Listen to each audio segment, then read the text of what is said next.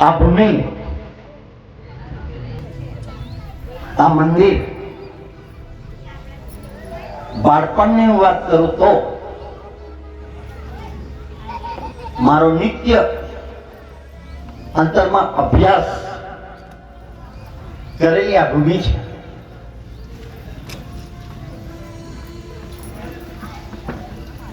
સતત એકાંત, શાંત, તળાવ, પાણી,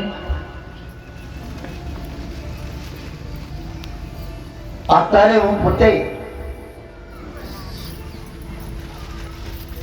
રબારી કુળમાં જન્મ છે, સત્ય છે, પણ અંદર જે બોલે છે એ સર્વજ્ઞ છે, એ શાશ્વત છે અને એ અખંડ છે. એ કોને અનુભૂતિ કરાઈ?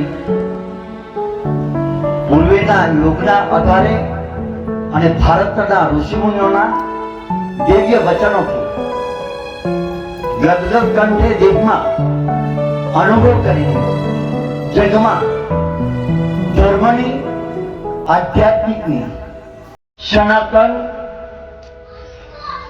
નું રહસ્ય માનવ દેહમાં સર્વજ્ઞ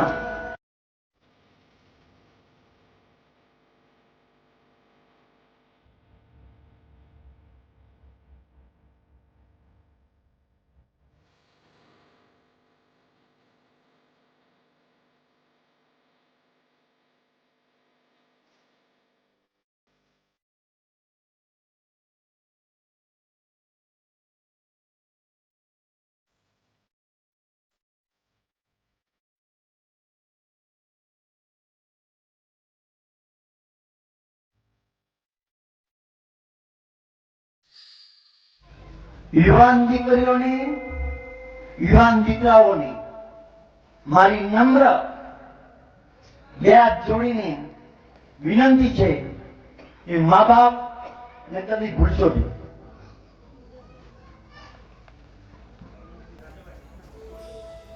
આ તો ઠાકોર નું ગામ છે, દરબારોનું ગામ છે, ઊંચું રહસ્ય છે. મારા વડીલો અહીંયા ગામમાં જે સંસ્કાર અને સંસ્કૃતિ નું રહસ્ય અને એમનો વિવેક અને એમનો પ્રેમ બહુ ઊંચી વસ્તુ હતી. વાલાઓ, આજના યુવાનોને, આજની દીકરીઓને મારો જવાબ છે કે જો તમારે કંઈક આ ટેકરી રામ, લક્ષ્મણ, સીતા, હનુમાન, ભોલેનાથ અને મહાપુરુષોનું આગમન, ઋષિમુનિઓનું આગમન,